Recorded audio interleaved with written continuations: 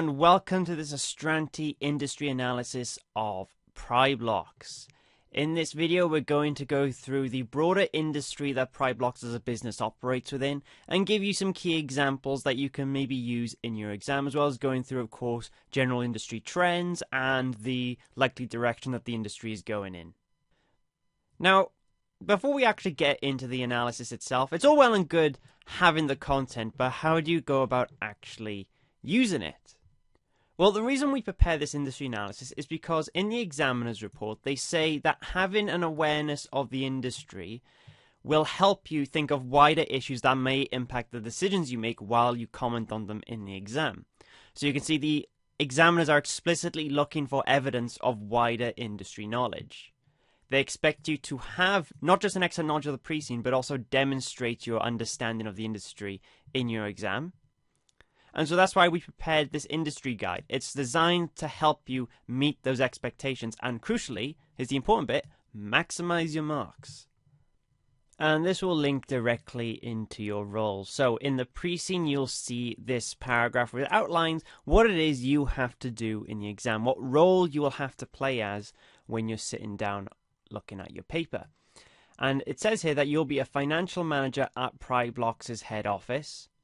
And so your primary responsibilities are associated with management accounting. And then as for your chain of command, you report to Alex McDonald, who is a senior financial manager, who then reports to the finance director. Now, the reason we say this is because you need to answer your questions as if you were the financial manager at Prybloxx. And this means that you need to have a good background of the industry in order to give logical business advice. You can't give something about Prybloxx, you can't answer a question about Prybloxx if you really don't understand the industry that Prybloxx is in.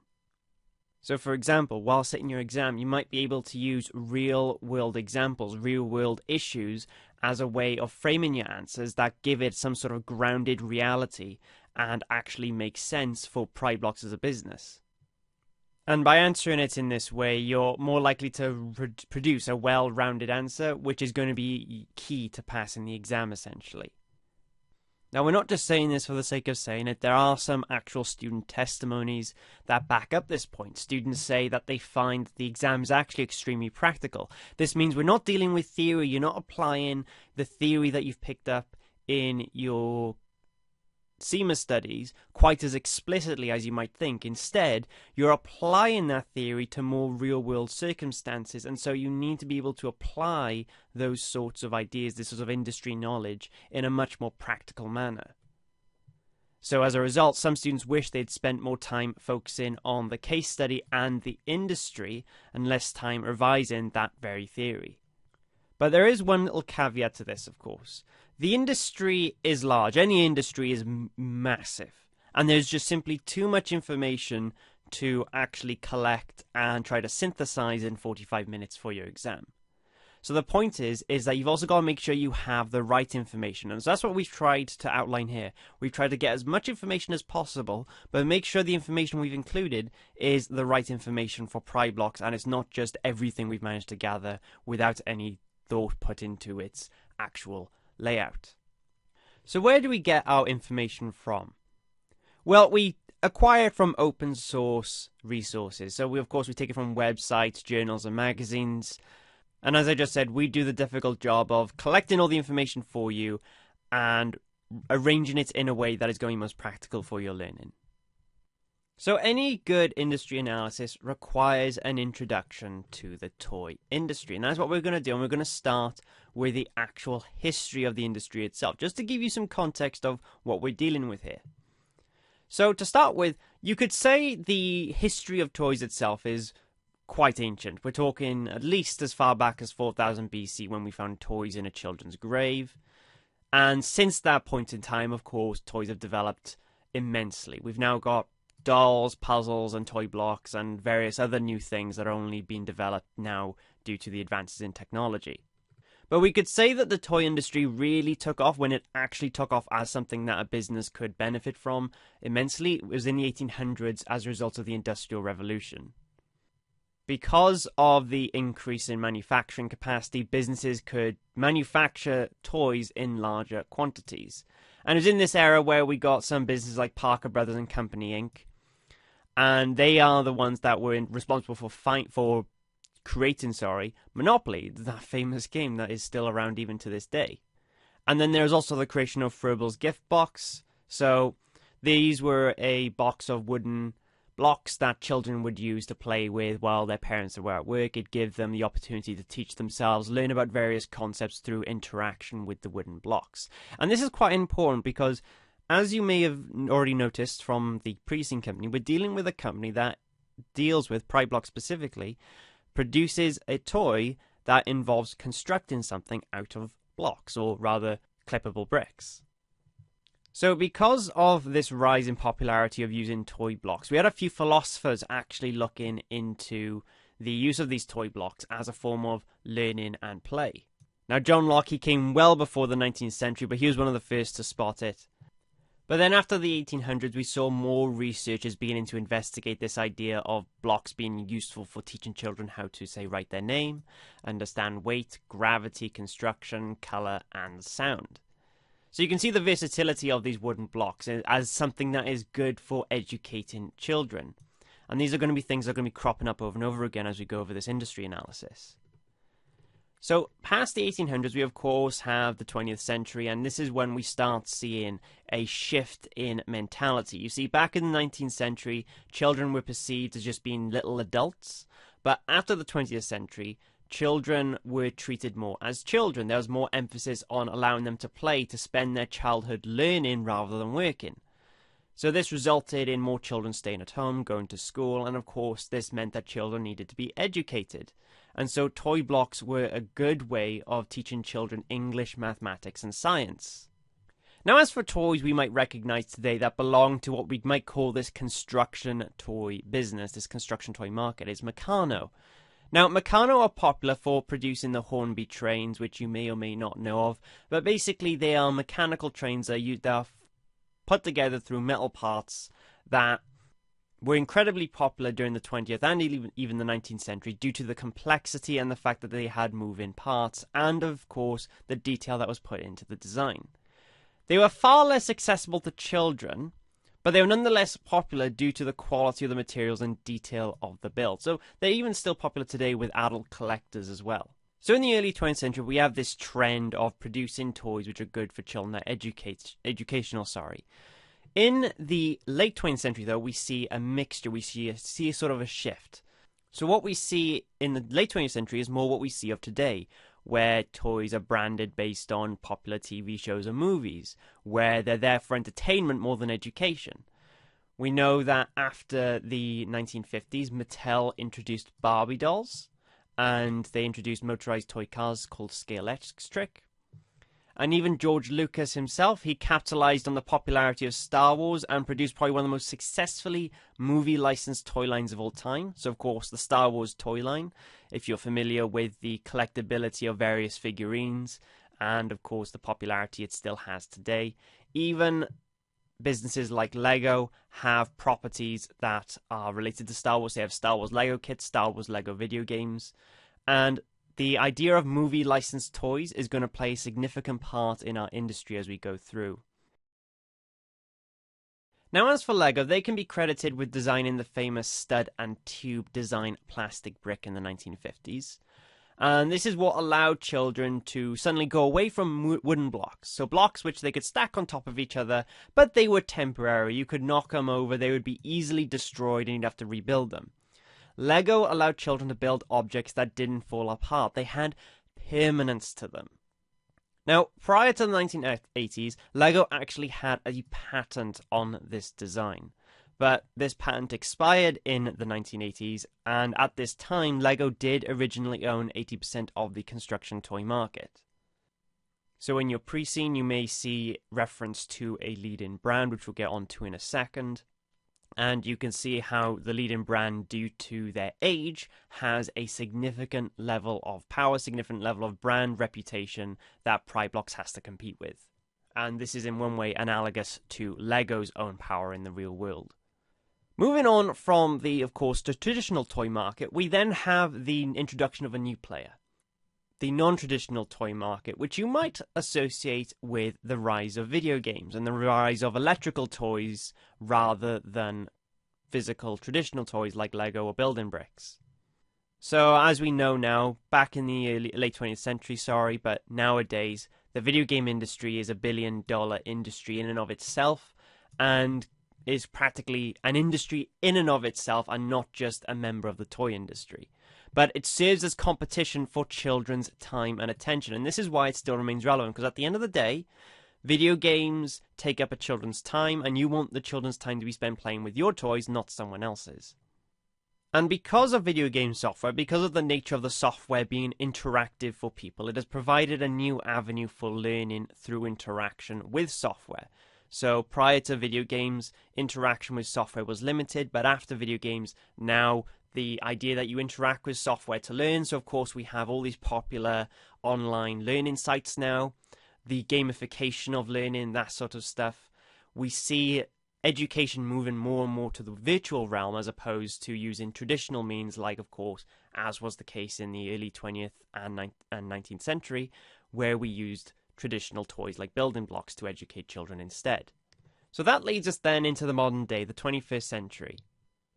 So today, construction kits are viewed less and less as an exclusively children's toy. So as Lego's demographic aged, so did the interest in Lego. And of course, this has resulted in now what is known as serious play by Lego themselves. It's a way of solving problems for businesses. So you can see even businesses are using Lego now to help solve business problems, create business plans, create business analysis models. And this goes back to what I was saying, the idea of play, simulation, the gamification of activities can help stimulate design and thinking in order to solve problems. So even though, like I said just now, that video games, the idea that software is interactive, has been growing and growing over the past few decades, it hasn't completely superseded the physical nature of toys, because at the end of the day, people like interacting with things with their hands, and it's much harder to get that tactile feedback through a mouse and keyboard, even through a touchscreen.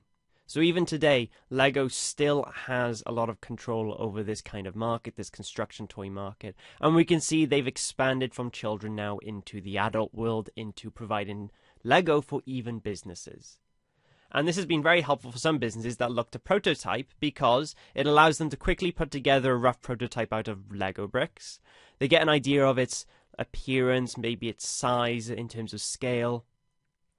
And they can use this as a way of building full-fledged business plans. But then we can't just completely discount the rise of computer software, because as I've said, it's a way of learning new topics through a fun and engaging manner.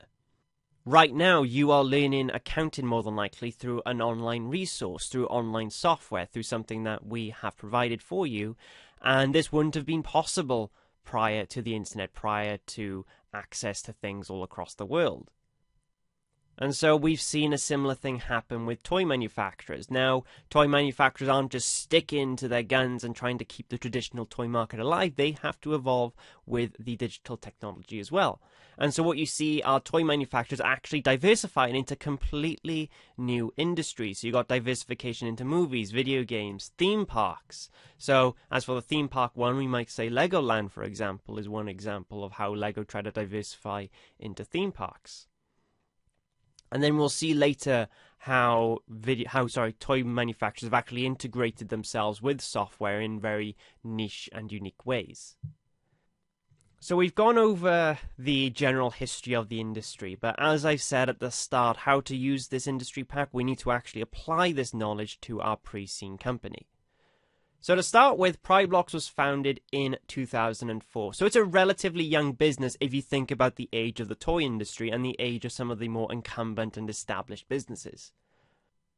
So in that sense, Prybloxx doesn't have a great deal of pedigree, you could argue, not as much brand reputation as the leading manufacturer that is mentioned in the pre-scene. And Prybloxx knows as much. But what Prybloxx has over the competing brands is flexibility and hindsight when it was initially formed. You see, younger and smaller businesses are generally viewed as being more flexible. They can perceive and react to changes in the market far quicker than established larger competitors. So in 2004, we might say that Prybloxx spotted a gap in the market, they exploited that gap, and as a way managed to establish themselves as the second largest construction toy manufacturer that is mentioned in the pre-scene. And we can see that it did this by providing better value for money. And this is what we call a follower. So rather than being an innovator, Prybloxx followed the leading brand's reputation. They followed their toy design. They emulated it and then made it their own through some sort of marketing or way of providing value in a way that is different to how the leading brand provides value. And in the pre-scene, we're actually told that there's been an inability to patent the design of the bricks. So this actually allowed Prybloxx to just completely copy the design of the leading manufacturer, which of course minimizes research and development. So again, this is another advantage of being a follower, is that you don't have to spend as much capital trying to research a new toy in order to penetrate the market, in order to enter the market even. Instead, you can just use existing designs as the other manufacturers have already done the R&D for you. And probably the most important part about being a follower is it lets you learn from your competitors. It allows you to look at their past accomplishments, and mistakes to figure out, okay, well, the leading brand did this, so how can we avoid doing that and then capitalize on what they did well? But there is a problem with Prybloxx's current business model. You see, they've shown very little in the way of actually diversifying its product range outside of the children's construction blocks. Prybloxx is currently, from the looks of things in the pre-scene, more interested in specializing in the children's toy market rather than expanding into other markets, whether they be expanding its demographic range or actually providing entirely new toys or more unique ranges. And because of this, it's likely the business model will result in some stagnation. It is easily copyable by competitors because they only provide value for money. Their differentiation of the actual toys they provide isn't that great. One might argue that Prybloxx offer the exact same thing as its competitor Constro and the leading manufacturer. And so this can result in little in the way of differentiating them from each other, which makes it much harder for Prybloxx to really carve itself out a niche. And we could say that this might have something to do with a drop in revenue growth after 2018, as this could be the first sign of Prybloxx's growth beginning to slow down, and so something needs to be done. Looking at our final chapter, then, I'm just going to go through a few industry examples. So I think it's suitable to start with example 1, which is that Lego is running 100% on renewable energy. So in 2019, Lego managed to achieve its objective of running 100% of its factory operations on renewable energy. Now, Lego did manage to do this 3 years ahead of schedule, and it did this by investing 6 billion Danish krones into offshore wind farms. So it goes to show the sheer investment Lego were willing to do in order to achieve this goal.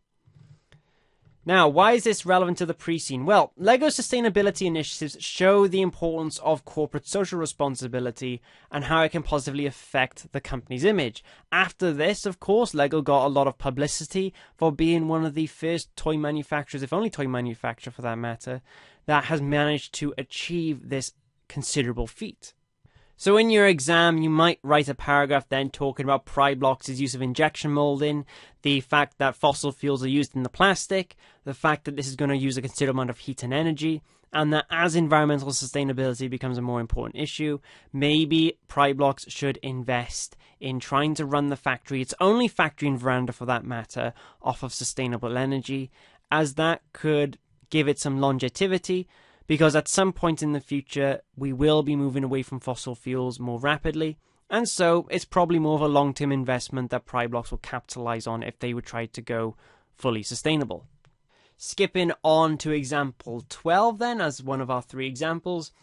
Entertainment One was acquired by Hasbro in 2019 for $4 billion US. Looking at example 12 then, Entertainment One was acquired by Hasbro in 2019 for $4 billion US, and this gave Hasbro access to Peppa Pig and PJ Masks brands.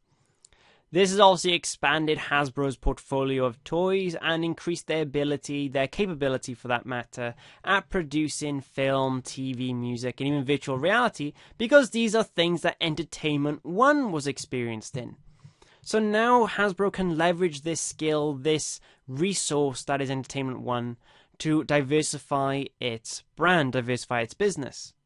It means that Hasbro can now produce toys based on Entertainment One's brand, so it might produce Peppa Pig toys.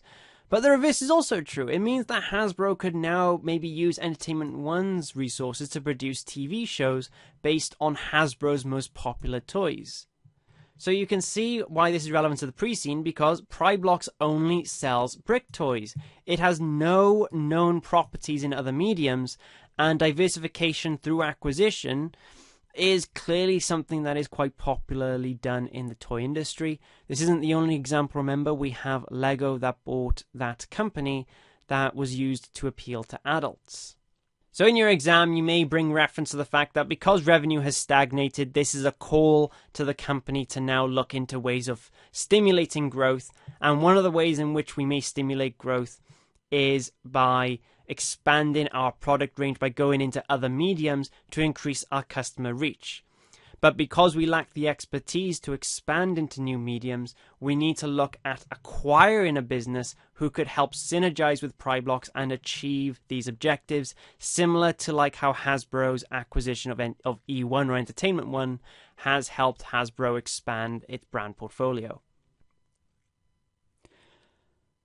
Now, while I've got your attention at the end of this video, I'd like to make you aware of the other products that Astranti sell as part of the case study course. So the first of these is a series of study text and tuition videos, and these come in two flavors. You have our written study text if you prefer learning through reading, or you can watch our videos if you're more of a visual learner. Now to start with, we have an exam technique study series, which breaks down how to succeed at various case study levels. We'll be looking at exam technique, writing style, and planning that you need to nail to be successful in your case study exams. And to accompany this, we also have a revision series dedicated to the theory side of things. This is because at the case study level, there is a large amount of theory you need to be capable of using in your case study exam. So what we've done here is we've taken the key areas of the theory from the 3 case study levels and condensed them into a series of chapters to help focus your revision. Moving away from the more generic products and onto the products that are specific to the case study pre-scene, the first of these is the pre-scene analysis video series. First and foremost, this contains a series of videos where we break down the relevant pre-scene at the appropriate level of the qualification, page by page. And throughout this video, we bring out all the key points that could be relevant for you in your exam, looking at various topics and things you might need to consider when revising for the case study. And then to supplement the pre-scene analysis, we also have 2 videos. We have the strategic analysis, where we give a broad overview of what kind of strategy the pre-scene company is using and where it might be going in the future. And then we also look at the top 10 issues that we think this pre-scene company might be subject to, and something that you may need to take into consideration when revising for the case study. We then provide an industry analysis document and accompanying video. CIMA like to see you demonstrate wider industry knowledge in your exam, and this is what this industry analysis does, as it gives you the wider industry knowledge you need in order to fulfill this requirement. Essentially what it is, it's a large document that we've compiled on all the relevant industry information that we have gathered, so that you don't have to do the revision yourself. And then to accompany this, we of course have a video that goes over this document to pick out some of the key points for you if you prefer that. We also produce a number of mock exams for every sitting. We write 5 mock exams for the first exam sitting, and then we add 2 more supplementary mocks for the second exam sitting. We design these mocks around the specific issues relevant to the pre-scene and make them as close to the real thing as you will see in the case study exam as possible. So these are a great way to practice your exam technique and test your knowledge of the pre-scene company under timed conditions. And then to add value to this product, we also offer a marking and feedback service. So we have a range of highly skilled finance professionals working as freelance staff for us, and it is these staff that provide the marking and feedback service. So this is a great service to use in conjunction with our mock exams, as it gives you a great idea of how you're progressing in the areas you need to work on for your case study exam. And then if you're in need of extra exam practice, we also provide a more generic question pack product. So obviously there are only so many questions you could write about on a specific pre-scene. So what this question pack is a series of generic questions on generic scenarios that we come up with at Astranti, whereby we look to test specific topics that come up regularly in the case study exam. So if there is a particular topic you are struggling with and we've only tested once in our mocks, and you'd like more practice on it, then these question packs will be a great product for you to turn to. The penultimate product on this list is a product for those of you who would like to get a full overriding picture in terms of your revision all at once, and these are our masterclasses. So these are our expert tutors who hold 2 masterclasses every exam sitting, and these essentially cover all key aspects that you're going to need to know for your relevant exams. So from particular theories to analyses of the pre-scene, all the way through to tips and tricks you can use in your exam. And finally, such is the confidence we have in the quality of our product that if you do purchase a full course from us and you unfortunately do not pass your exam using our product, then we will offer what we call a pass guarantee. So if you did not pass your exam after purchasing our full course, then you will receive the materials for the next exam sitting free of charge. Okay, thank you very much for listening to that. I hope you find our products useful, and of course I would like to wish you the best of luck in your exam from everyone at Astranti.